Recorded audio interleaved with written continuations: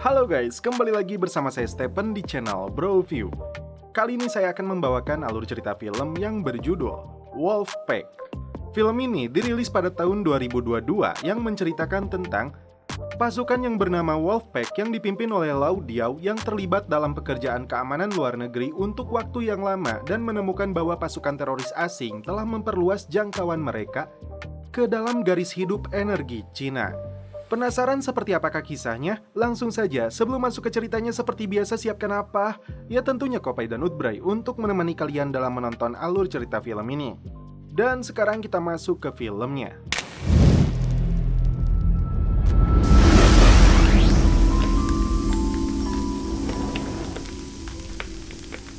Berlatar di kawasan kumuh, seorang tenaga medis bernama Ketong memeriksa salah satu pasien di sana yang memiliki tumor di kakinya. Karena tidak ada pilihan lain, Ketong menyuruh rekannya untuk mengakhiri hidup bapak itu dengan obat yang dia berikan. Setelah itu, seorang wanita duduk bersebelahan dengan Ketong. Wanita ini mengaku dari perusahaan asuransi. Kemudian, dia mengajak Ketong untuk menyelamatkan dua orang anak yang terjebak di Gunung Bromo, Indonesia. Karena alasan itu, Ketong setuju untuk ikut bersamanya. Namun di tengah-tengah jembatan, mereka berdua turun dari bis. Tanpa basa-basi, wanita ini membuang tas milik Ketong. Kemudian, ini yang terjadi selanjutnya.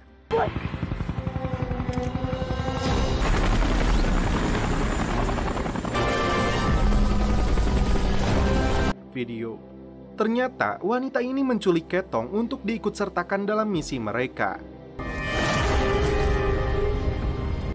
Ketika tersadar, Ketong sudah berada di suatu tempat bersama kelompok yang menculiknya. Tak lama, datanglah pasukan berkuda.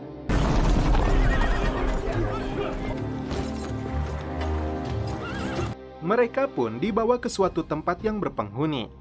Kemudian, pemimpin kelompok ini membawa Ketong dan yang lainnya masuk. Terungkap di sini alasan Ketong diculik, yaitu untuk mengoperasi saudara pemimpin wilayah ini. Dengan terpaksa, Ketong melakukan operasi untuk mengambil pecahan kaca yang terjebak di dalam kepalanya.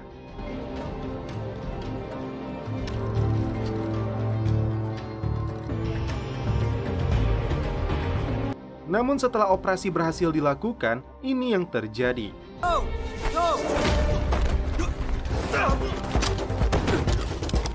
Ternyata, kelompok penculik berhasil mengambil alih keadaan.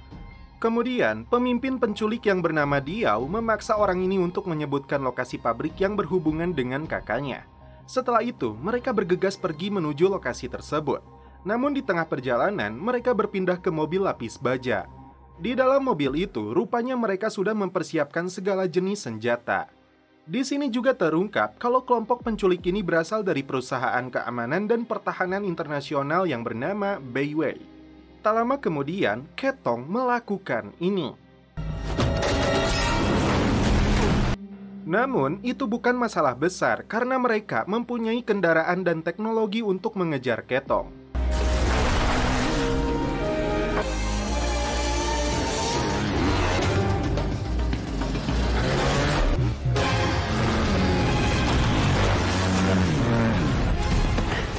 Karena si wanita tidak bisa menangkap Ketong, giliran anggota pria yang mengejarnya.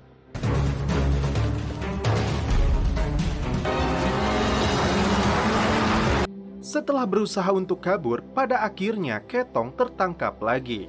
Ketong dibuat terkejut setelah Diao menceritakan sesuatu yang berkaitan dengan keluarganya. Bahkan, pisau yang Diao gunakan membuat Ketong seketika meneteskan air mata. Yang menjadi pertanyaan, siapa sebenarnya kelompok ini dan apa tujuan mereka? Untuk mengetahui hal itu, Ketong disuruh untuk menandatangani kontrak dan bergabung dengan mereka. Lalu, Diao mengirim foto seseorang agar Ketong bisa menangkapnya hidup-hidup. Tujuan utama mereka terkait pabrik incarannya adalah regulator tekanan. Namun, masih belum jelas apa misi mereka sebenarnya.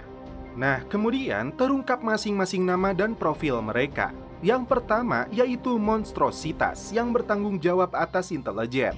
Kedua, ada Sayan yang bertugas sebagai sniper mereka.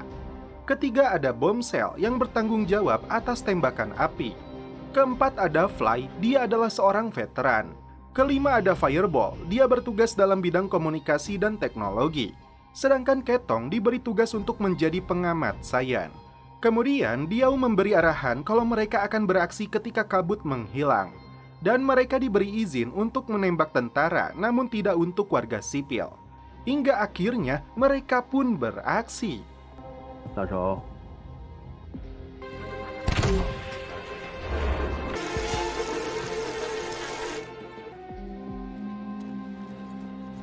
Menggunakan teropong, Ketong melihat ada warga sipil yang disandra oleh pemberontak. Tak lama kemudian,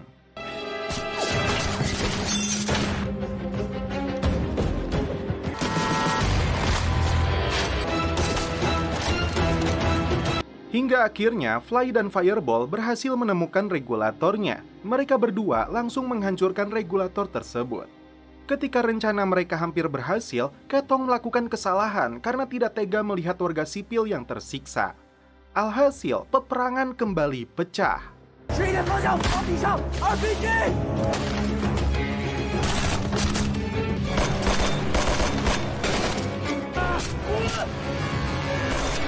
Masalah bertambah ketika bala bantuan pemberontak berdatangan.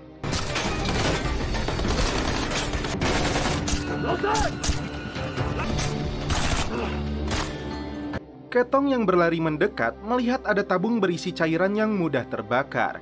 Dia mencoba untuk menembak kayu penahannya. Namun pada akhirnya Saiyan yang berhasil menggulingkan tabung itu. Giliran Diao yang melemparkan flare. Walaupun mereka berhasil selamat, Ketong tetap kena semprot Diao karena membuat langkah yang membahayakan anggota lain.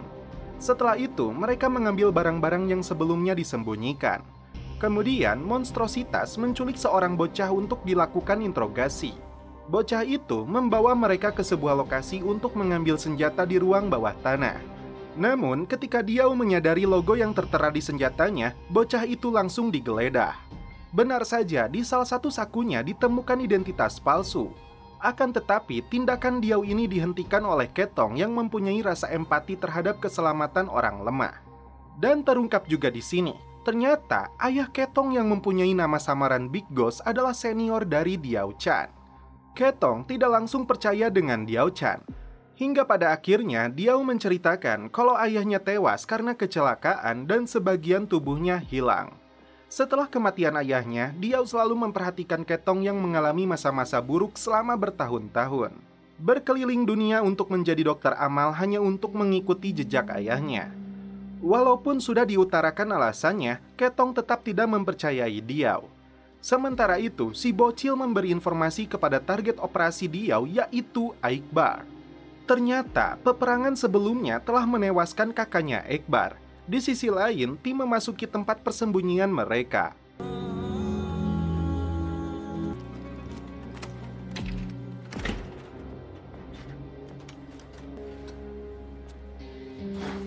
Di tempat ini, mereka bersenda gurau dan beristirahat sejenak.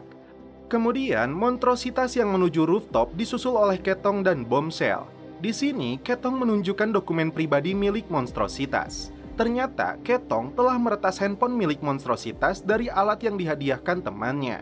Kemudian, Ketong menanyakan tujuan Diao menghancurkan regulator itu, serta menanyakan siapa klien yang membayar Diao CS. Belum sempat menjelaskan, tiba-tiba terdengar suara dari luar. Namun, Diao meminta semuanya untuk pasrah. Alhasil, mereka semua dibawa ke dalam sel interogasi, kecuali Diao yang diinterogasi sendiri oleh pihak aparat setempat. Jadi, ini semua berkaitan dengan seorang wanita Asia yang mempunyai pengaruh dalam kepentingan mereka. Nah, si bocil ditugaskan di bandara oleh Aikbar untuk mencari keberadaan wanita Asia itu.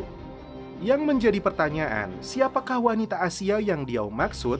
Scene beralih ke Aikbar yang kedatangan tamu seorang pengusaha kaya. Dari sini bisa disimpulkan, jadi semua ini berkaitan dengan persaingan bisnis. Namun, jika Diao kalah, maka pihak pemerintahan akan terkena imbasnya. Pihak Aikbar mempunyai klien untuk menghancurkan bisnis dari kliennya Diao. Nah, Diao dibayar untuk mencegah hal itu terjadi. Di samping itu, klien Diao telah mengetahui wanita Asia itu yang bernama Ku Feng. Alhasil, Diao CS langsung dibayar full untuk segera menuntaskan misinya.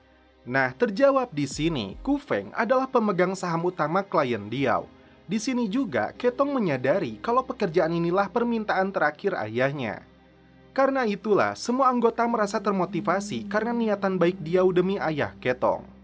Di sebuah hangar pesawat, Diao menjelaskan rencana mereka yang akan menghancurkan regulator palsu. Jika mereka salah sasaran, maka ledakan bakal terjadi. Mengawal Ku Feng agar bisa mendapat tanda tangan kontrak dari Menteri Sumber Daya adalah salah satu cara untuk mencegah ledakan itu terjadi. Di keesokan harinya, tim menjemput Ku Feng yang baru landing.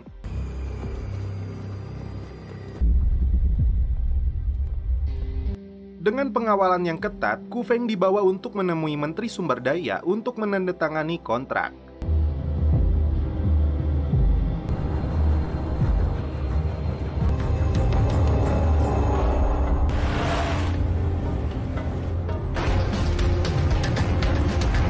Hingga di mana ada mobil yang mengikutinya, mereka pun langsung banting setir.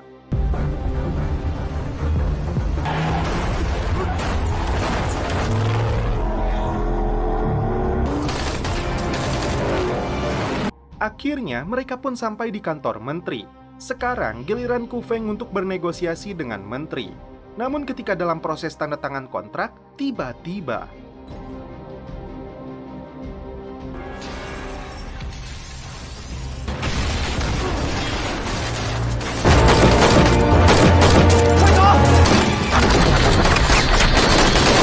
sambil dihujani peluru, Diao berusaha meminta tanda tangan menteri. Naas, menteri terkena tembak di pundaknya.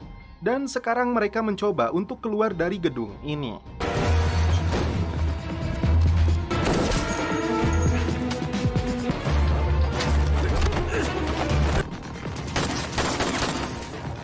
Namun di tengah pelarian, dengan berat hati, Bombshell tewas tertembak.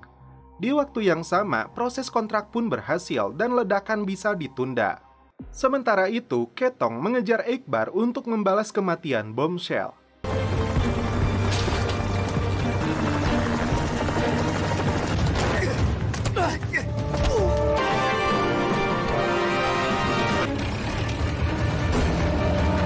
Aksi kejar-kejaran terlihat epik saat berada di atas mobil.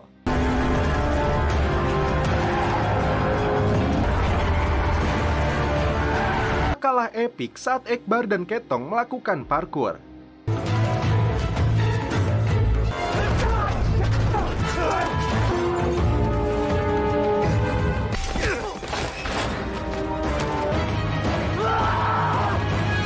Setelah melakukan tugasnya, Ku Feng pun pulang lagi. Namun di satu sisi, semua tim berduka atas kematian Bombshell. Kemudian, Diao menjelaskan sosok Iqbar yang sebagai ketua kelompok bersenjata ilegal bernama Godslave 206 di Kuli. Kelompok ini dilatih selama bertahun-tahun oleh pasukan khusus. Kelompok itu juga didalangi oleh pengusaha kaya yang bergerak dalam bidang energi di Eropa Timur. Karena ketamakannya, pengusaha itu menyuruh Iqbar untuk menyabotase atau merusak proyek Mitra Gas. Di sini, Diao mengatakan kalau misi mereka sudah selesai. Namun, Ketong tetap ingin lanjut demi membalaskan kematian Bombshell. Diao tetap pada prinsipnya kalau dia tidak bisa melanjutkan misi ini. Tak berselang lama, televisi memberitakan bahwa rumah Menteri Sumber Daya terkena rudal. Dan kelompok Godslave 206 menyatakan kalau merekalah yang bertanggung jawab. Benar saja, kelompok Godslave sudah membajak pabrik proyek gas alam. Ini sebagai pembalasan atas tindakan Ku Feng. Stasiun gas 14 adalah target ledakan selanjutnya. Maka dari itu, kliennya secara khusus meminta Diao untuk memimpin serangan gempur ini. Jika misi mereka gagal, maka jet tempur akan dikerahkan untuk menurunkan bom bahan bakar oksigen untuk mencegah ledakan pipa. Saat mereka akan pergi, seseorang yang mengetahui denah lokasinya mengajukan diri untuk ikut bersama mereka. Tim pun akhirnya memulai misi mereka.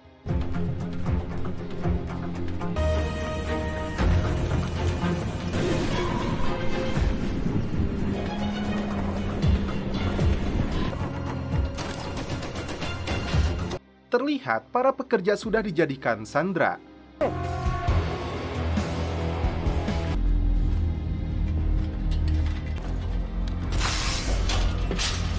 Kemudian, tim mulai menghabisi satu persatu tentara musuh. Tim pun berpencar untuk melakukan tugasnya masing-masing.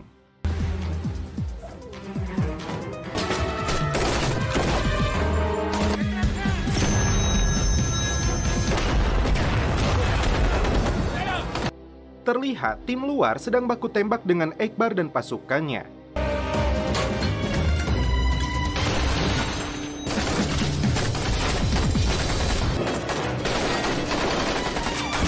Sedangkan tim dalam akan mengambil alih ruang kontrol.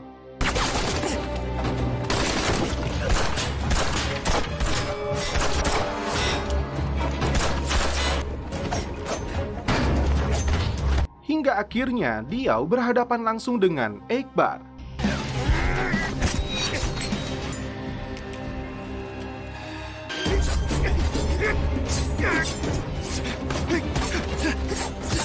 Namun kabar buruknya, proses pemindahan gas tidak dapat dilakukan. Karenanya, ledakan akan terjadi dalam waktu 14 menit. Pertarungan antara dua pimpinan pun berlanjut. Di waktu yang sama, Fireball menggunakan drone canggihnya mencari bom yang terpasang di dalam pipa.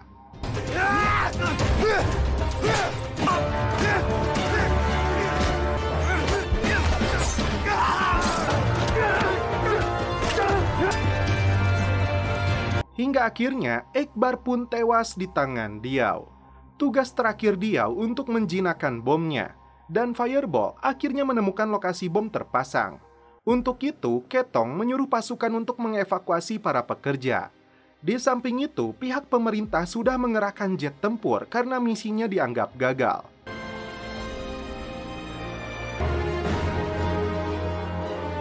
Ketika Diao datang, dia langsung terpikirkan untuk melepas pipa yang berisi bomnya. Drop the bomb.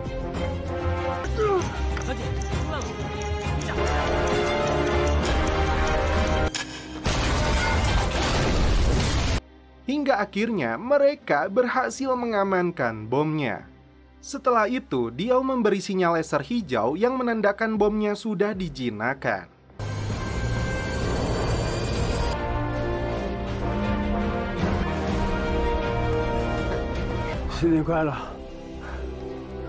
Alhasil, bom tidak jadi dijatuhkan dan misi dinyatakan berhasil.